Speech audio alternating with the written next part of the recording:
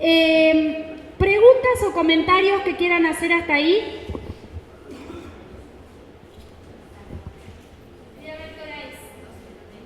12 menos 20. Bien. ¿Puedo seguir hablando? ¿O están muy...? No, vamos, que vamos. Muy bien. ¿Todavía no comieron? Bien. Voy a hablar de la ESI, que es de lo que más me gusta hablar. Pero para llegar a la ESI tenemos que conversar sobre estas cosas, o sea, decir algo sobre estas cosas. Si no, corremos el riesgo también de que pensemos que todo lo que tiene que ver con la educación sexual es ESI.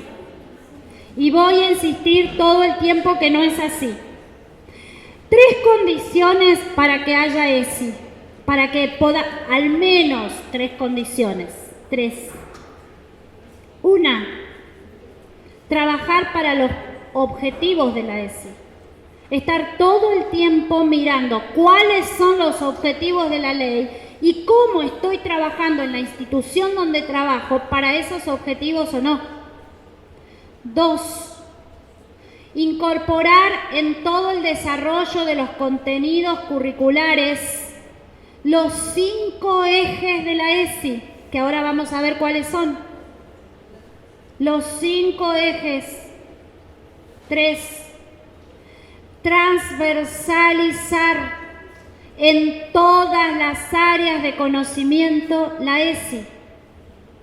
¿Qué quiere decir esto de transversalizar? Reviso en matemáticas. ¿Estoy colaborando para los contenidos de la ESI? ¿Cómo? ¿Dónde? En la organización escolar del día a día, ¿colaboro con los contenidos de la ESI? ¿Doy acogida al deseo de las niñas de usar la cancha de fútbol? ¿O me parece que no, porque encima vienen transpiradas y eso no es cosa de niñas? ¿Doy acogida a ese deseo o no? Entonces, ¿cómo voy organizando la vida institucional? Porque también hay que reconfigurar el uso de los espacios. Hago el taller divino en el aula porque la maestra de sexto resolvió y de séptimo que además de transversalizar, necesita en ese grupo trabajar 2 veces por semana temas específicos de la ESI. Desarrollo todo eso. Pero después a la maestra de sexto y séptimo les toca el acto del día de las maestras y maestros y solo me hablan de Sarmiento. Y como no saben qué numerito hacer, me ponen a las chicas a bailar de odaliscas. Y a los varones a mirar a las chicas. Y a los varones a gritarle a las chicas. Baila bien. Y la otra, cállate, trata bien a tu compañera, no hagas eso. Pero ponemos ahí el cuerpo de las mujeres disponible.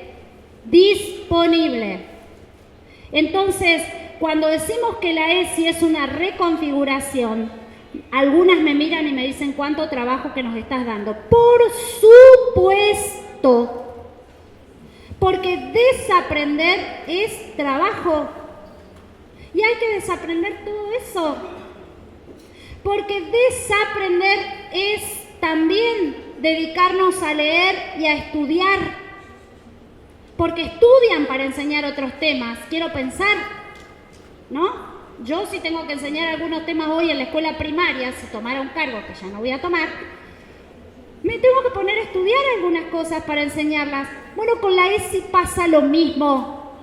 No es solo decir lo siento en una ronda y hablen de lo que quieran. Eso no es ESI. No bastardiemos a la ESI. Por eso estamos diciendo es una apuesta político-pedagógica diferente, ¿sí? Que sí nos da trabajo, pero recompone los vínculos de una manera impresionante. Los vínculos pedagógicos con mis estudiantes. Es el único área de conocimiento que las y los estudiantes reclaman. En la calle No sé si ustedes escucharon el cántico de las chicas que dicen el patriarcado se va a caer con ese en la escuela. En la calle, ¿cuándo vimos chicos decir quiero más horas de matemáticas? Pero sí dicen queremos ESI. Es el reclamo por la positiva que le hacen a la institución educativa, el único. O queremos más democracia, y más democracia en las escuelas es también trabajar desde la ESI, porque tiene que ver con la palabra, con los derechos, ¿no? Es el espacio que cuando la seño no lo da porque faltó, o porque tuvo una reunión, o porque la escuela se cayó el techo, vieron que a veces pasan esas cosas en las escuelas públicas, van a venir a reclamarlo. Profe, no diste el taller, nos perdimos el taller, ¿cuándo recuperamos el taller? ¿No? Entonces, es muy importante que prestemos atención por qué sucede eso. Y en parte, esa investigación con esas poquitas cosas que les leí, muestra también esto que fuimos construyendo a partir de trabajar la ESI, o que fuimos aprendiendo, ¿no? Vuelvo, toda educación es sexual, no toda educación sexual es integral. Vamos a trabajar con el texto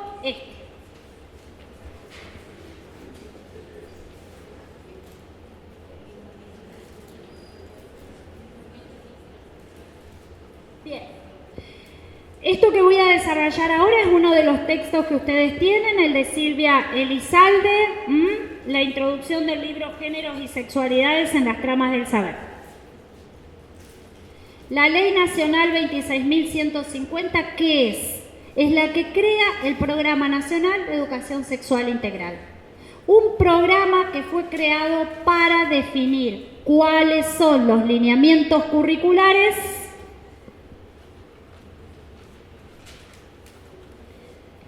para definir la formación docente, para hacer acciones de formación docente y para generar materiales. Ninguna persona que quiera ser directora de una escuela puede no conocer al dedillo esto. Si yo fuera jurado y no saben de estos lineamientos y no andan con esto abajo del brazo como parte de lo que tengo que tener todos los días, las desapruebo. Esto. Sí. No se rían, es cierto. Si ustedes van a rendir, y cuando uno rinde, rinde. Educación sexual inicial, educación sexual primaria, más todos los otros materiales que hacen a la ley, pero estos son básicos y claves. Y para educación especial hay un material de, no me quiero olvidar de eso, yo regalé mi último cuadernillo, de esos salieron pocos, de tapa amarilla, que es, digamos, toma una experiencia de Uruguay y propone a partir de esa experiencia el trabajo en educación sexual integral en escuelas especiales. Bien, ¿qué dice el programa? ¿Qué dice esta ley? Establece la obligación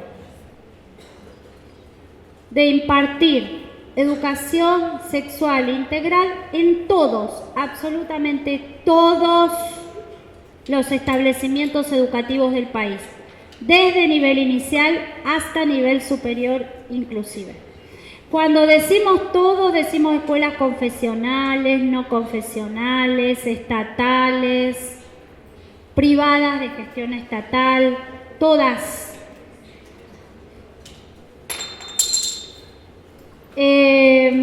Por eso, por esta obligatoriedad, de esto nosotras nos tomamos, y Mónica no me deja mentir, cuando conversamos y trabajamos en la transformación curricular de nivel superior para incluir el seminario de ESI en la formación docente, ¿sí? Bien.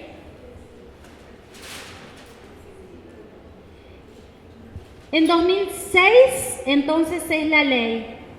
Ustedes seguramente, porque no tuvo la resonancia que tuvo la discusión en 2018, no recuerdan de esos debates, pero la ley no salió de un día para el otro. hubo que hacer mucho lobby para que la ley saliera y hubo que hacer también un proceso de negociación. El artículo 5 es el artículo del consenso con los sectores antiderechos, porque si no, no salía.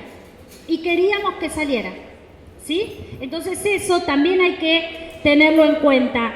Con la ESI hay una disputa, y la disputa central es ¿a quién le corresponde enseñar sobre educación sexual? ¿Al Estado o a las familias? Esa es la disputa de los sectores que no quieren que trabajemos estos temas. ¿Qué se define con la ley 26.150? Se define que el Estado tiene principalidad en este tema. Y no dice la ley, las familias no educan. Claro que reconocemos que las familias educan. Y claro que decimos van a seguir educando, porque educan los medios de comunicación en estos temas, porque educan los clubes, porque educan las iglesias.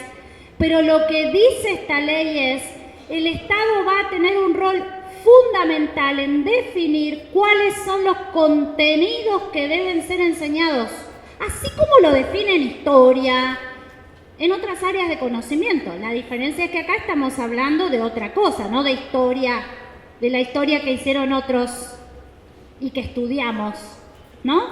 O de la historia que vamos haciendo todos los días y que estudiamos. Acá se involucran los cuerpos, las sexualidades, se involucran prejuicios, estereotipos, ¿no? Bien, 2008 el Ministerio de Educación aprueba los lineamientos curriculares. Para estos lineamientos curriculares trabajó una comisión de expertas, expertos, también estuvieron sectores de las iglesias trabajando en estos lineamientos curriculares. Que esto haya ocurrido en 2006 no es un hecho aislado. Recuerden de dónde veníamos, 2001, 2002, 2003. Recién en 2005 este país tiene programa de salud sexual y reproductiva. Recién en 2005, ¿sí? Entonces, en realidad esta ley es parte de un proceso social que habilita esta posibilidad y que después nos fue dando otras leyes también, ¿sí? Y por supuesto, la Declaración Universal de los Derechos de la Niñez y Adolescencia están presentes en esta ley y eso es muy importante, ¿no? Porque nuestro país había adoptado esa declaración dentro de sus convenciones de carácter constitucional. Objetivos. Miren qué objetivos. No es tanto tampoco, ¿no? ¿Quién se puede oponer a promover la formación en valores? Claro que los valores, también la palabra valores, porque para algunos el valor es la heteronorma, y eso es un valor. Para algunos el matrimonio es un valor, y llegar al matrimonio sin relaciones sexuales es un valor, ¿no? Acá estamos hablando de respetar en todo caso, por eso fomentar actitudes responsables, por eso asegurar la transmisión de conocimientos precisos, confiables y actualizados. Por eso dije hay que leer y estudiar. Por eso también proteger la salud, en particular la salud sexual y reproductiva del estudiantado. Y la ley todavía se queda en la dicotomía varones y mujeres al formularla. Pero la ley debe entenderse en ese plexo normativo que fuimos consiguiendo después. ¿Qué quiero decir con esto? No es, pero la ley dice procurar igualdad entre varones y mujeres, entonces los trans nada que ver. No, porque, insisto, la ley debe verse en un conjunto de leyes garantistas de derechos y en lo que avanza el programa nacional después de la ley de matrimonio igualitario es en proponer debates sobre esos temas que no los habíamos llegado a contemplar de verdad en 2006, porque los discursos disponibles que teníamos, en todo caso, o que se podían imponer en el Congreso, daban hasta ahí. Quizás si insistíamos con más, no salía. Fíjense ustedes que hace muchos años este país tuvo las leyes de prevención para la violencia familiar. ¿Sí? Era la manera que encontramos de nombrar después que Monzón asesinara a su pareja, Alicia Muñiz. Así salió la ley después de ese asesinato, al que todavía no nombrábamos femicidio. Por eso digo cómo los contextos y los discursos van haciendo audibles algunas audiencias y no otras. Hoy no hablamos de la ley de prevención de violencia familiar, porque ese nombre esconde quién es el que fundamentalmente ejerce la violencia. Pero esa ley fundamentalmente fueron usuarias las mujeres. Y entonces hoy tenemos ley de prevención, sanción y erradicación de la violencia contra las mujeres en todos los ámbitos donde desarrolle sus relaciones interpersonales. Así de larga es. Porque fuimos viendo que la violencia no solo se ejerce en ámbitos domésticos, y etcétera, etcétera, etcétera.